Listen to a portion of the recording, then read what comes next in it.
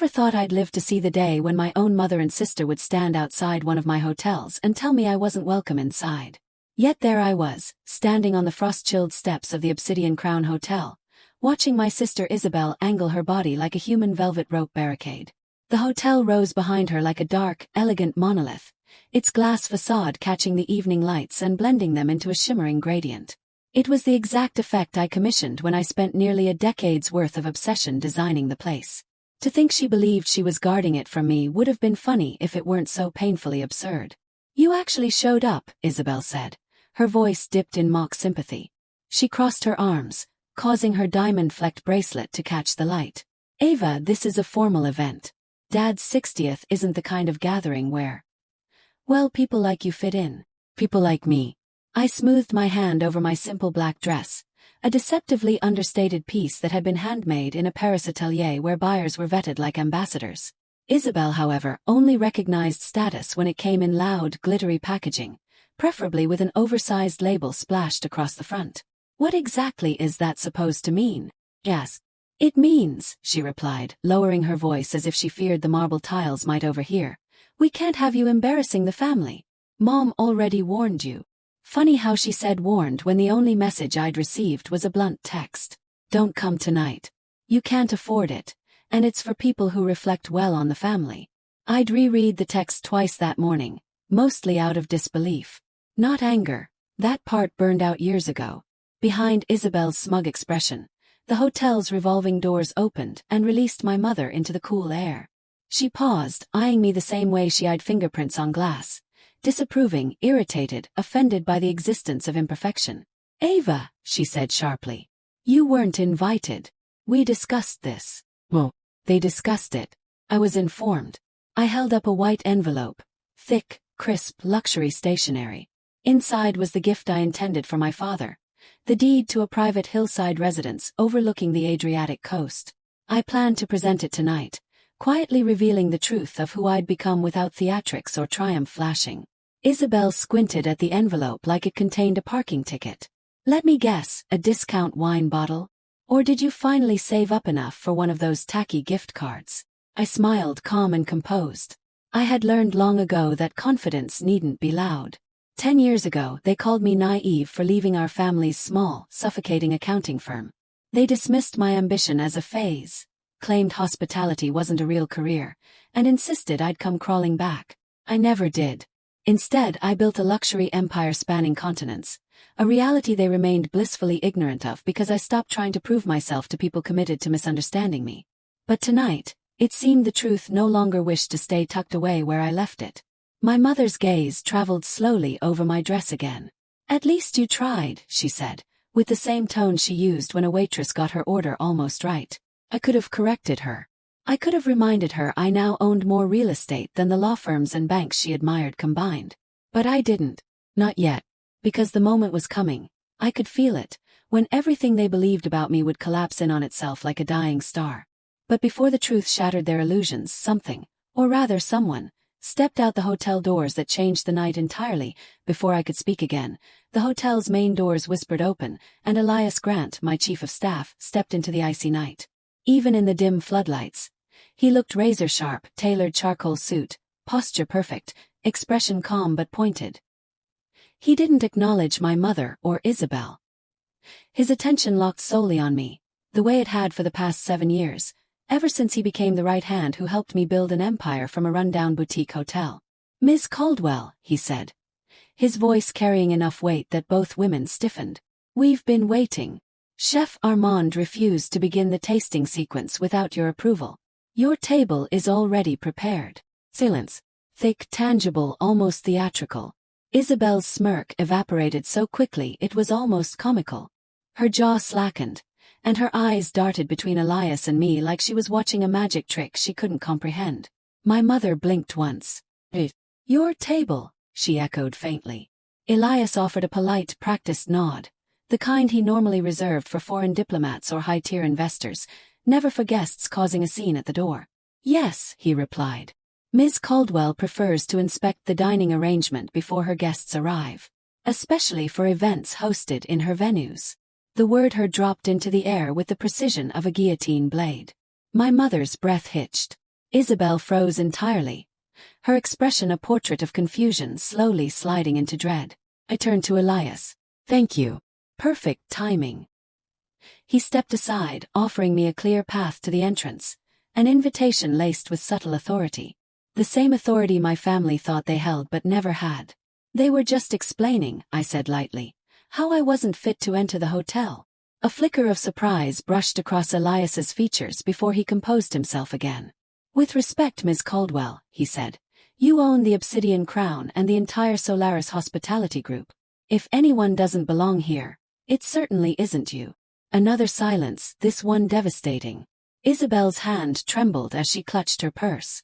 My mother's complexion drained to a shade that reminded me of expensive porcelain, cold, brittle, and ready to crack. "This can't, you're not," my mother stuttered, unable to form a sentence. I didn't bother responding. Instead, I stepped forward, past them, and into the warm, opulent lobby of the hotel that bore my signature in every detail. The marble floors veined like smoke in moonlight, the soft amber glow of the hand-blown glass sconces, the art installations shipped from my personal collection in Zurich. All of it mine, every inch. And they were seeing it with new eyes, the eyes of people who suddenly realized the world was not what they assumed it to be. The front desk manager, Liana, straightened instantly when she spotted me. "Good evening, Ms. Caldwell," she said warmly. "The executive level is available at your discretion. Shall I notify the staff to begin the presentation?" "Yes," I replied. "Proceed." Isabel stumbled in behind me, pale and silent. My mother lingered near the threshold, looking like she'd walked into a parallel universe where up was down and the daughter she dismissed had become someone unrecognizable. Finally, Isabel found her voice. "Ava," she whispered hoarsely. "You're the Ava Caldwell. The founder. The one in all the business articles." I paused, turned, and met her eyes with a calmness I hadn't felt in years. "I always was," I said softly. "You just never cared enough to look." Their world, the one where they were superior and I was the family's disappointing footnote, was beginning to crumble. But this was only the beginning. Because upstairs on the private executive floor they thought they had reserved, a far bigger shock waited for them, one that would finally dismantle their perfect illusion of control. The elevator opened with a soft chime, its interior glowing with warm golden light. Isabel hesitated on the threshold as if stepping inside might trap her in some irreversible reality. A reality where I wasn't the family disappointment she'd always paraded me as, but someone far more powerful than she could have imagined. My mother stayed rigid, clutching her pearl necklace like a lifeline. She had worn pearls my entire childhood, a symbol of her taste, her class, her unshakable belief that she understood the hierarchy of the world. Now, suddenly, the necklace looked more like a thin rope tightening around her pride. "Are you coming?" I asked lightly. Isabel stepped in first, almost stumbling. My mother followed, the elevator closing behind us with a soft seal that felt strangely symbolic, as if the universe itself had decided this conversation had nowhere to run. As the elevator ascended, the numbers blinking upward, Isabel finally cracked. "Why didn't you say anything?" she demanded, though her voice trembled more than she probably wanted. "You never asked," I said simply. "You were too busy assuming." My mother snapped her head toward me. "Don't twist this. If you had something to share, you should have been honest." I gave a small, humorless laugh. "Honest? Like the text you sent this morning telling me not to show up because I'd embarrass you." She flushed. "That was taken out of context." "It was 6 words," I replied. "There wasn't much context to take." Her lips parted, but no defense came out. For a woman who always had a prepared social script, the silence was almost jarring. The elevator doors slid open onto the executive floor, a private space reserved only for VIP clientele, foreign diplomats, and sometimes world-famous artists. Tonight, however, it had been completely cleared, waiting for the party my parents claimed I wasn't fit to attend. Only now, seeing the reality of the space, the sweeping skyline windows, the live string quartet tuning quietly, the staff dressed in formal black awaiting my instruction, they didn't seem nearly as confident. Isabel stepped out slowly, her eyes darting around as if searching for some flaw large enough to anchor herself to. Just one thing out of place to validate the narrative she'd always believed. That I was lesser, that I had failed, that she was winning. She didn't find one. Instead, Elias approached again, holding a sleek tablet. "Ms. Caldwell, the contracts from the Sterling Group are ready for your review. and Mr. Vanderbilt's firm has confirmed they will finalize the lease agreement next week. He nodded. Behind me I felt my mother stiffen. The Sterling Group, she whispered. The same Sterling Group that... Yes, I replied smoothly, not bothering to let her finish. The same one you've been bragging about your social ties with for years. And Vanderbilt. Isabel croaked. The same, I confirmed. My mother's hand dropped to her side, the pearls slipping from her grip. Everyone here tonight, I continued, does business with my company in one way or another. Not because of my last name. Not because of family obligations. But because I built something worth partnering with. The truth struck them harder than any insult ever could. Their identities had been built on status, on appearances, on the illusion that they understood importance. And suddenly, they were standing in the middle of a world shaped entirely by the daughter they dismissed. You let us believe you were struggling, my mother whispered, her voice cracking. Not from sadness, from shock. You wanted a version of me that made you feel superior, I replied. I stopped fighting for your approval a long time ago. Isabel swallowed, her mask shattering entirely. So everything here, all this. Yes, I said. All this is mine. But before they could fully absorb the truth, a familiar voice echoed across the room. One that would shake the last pillar of their carefully constructed comfort. The familiar voice cut through the air like a blade wrapped in velvet. Is that really you, Ava? Everyone turned. Standing near the entrance of the executive lounge was Richard, Isabel's fiancé. Usually a man who strutted into rooms like he'd invented confidence, but now his bravado flickered like a dying bulb. His tie was slightly crooked, his posture uneven, and for the first time since I'd known him, he looked genuinely rattled. He approached cautiously, as though he'd stepped onto a battlefield he wasn't prepared for. I didn't realize you were. He began, floundering for words. You're the Caldwell. The one acquiring banks across the East Coast. The one who... I raised an eyebrow. You mean the bank that just happens to be in negotiations to acquire yours? Richard's face drained several shades. Even from the corner of my vision, I saw Isabel stiffen, horror creeping up her throat like rising smoke. That must be a misunderstanding, Richard stuttered, adjusting his tie again. Your company wouldn't. I mean the numbers, our projections. Cut him off. Your board shared those projections with my team last quarter. They weren't flattering. A ripple of tension traveled through the room. Richard swallowed hard. Isabel stepped forward, her voice shaking. Ava, why didn't you tell us any of this? You let me talk about my promotion, my firm. My plans with Richard. I didn't let you, I corrected gently. You assumed I had nothing worth adding. That's different. Her mouth snapped shut. Richard cleared his throat, trying to salvage what dignity he had left. Well, titles and companies aside, we're all here for your father. No need for theatrics. The irony nearly made me laugh. He was accusing me of theatrics. Before I could respond, Elias spoke. His tone impeccably calm but sharpened enough to send a message. Mr. Harrington, our acquisition team sent 4 follow-up requests to your office regarding the merger terms. None were answered. I believe you were unavailable. Richard flushed a deep shade of red. Isabel's eyes widened, bewildered. She turned toward him with a slow, dawning horror. You knew, she hissed. You knew her company was involved with your bank and said nothing? He flinched. I thought it was a coincidence, a similar name. Caldwell is common. It is, I said. But owning 29 luxury properties across 3 countries isn't. Richard stared at me like he was seeing a ghost. This is impossible. You're just... The disappointment. Finished. Yes, I know. You made that clear the last time we spoke. Isabel looked seconds away from physically collapsing. Richard, she whispered. You told me she worked in, what was it? Guest relations at a budget hotel. Richard's silence was answer enough. My mother stepped between them, panic lining her features. This is getting out of hand, she snapped. Ava, you've made your point. Can't we just enjoy the evening without humiliating one another? I met her gaze squarely. I'm not humiliating anyone. I'm simply not hiding anymore. A string quartet began softly in the background, the music rising like a sophisticated reminder of whose world they'd stepped into. Staff stood poised, awaiting only my signal to begin service. My father still hadn't arrived, and when he appeared, the real confrontation would begin. But even before that could happen, another voice, one I hadn't expected tonight, rose from behind the bar. A voice that carried familiarity, regret, and something like truth. Because the person stepping forward now wasn't an enemy, but someone whose return threatened to unravel a secret I hadn't planned on sharing tonight. The moment that voice drifted from behind the bar, the room seemed to tighten around me. I knew it instantly. Too well, in fact. A voice I hadn't heard in years, but one that sat preserved in a tucked-away corner of my memory. "Long time no see, Ava." Turned slowly.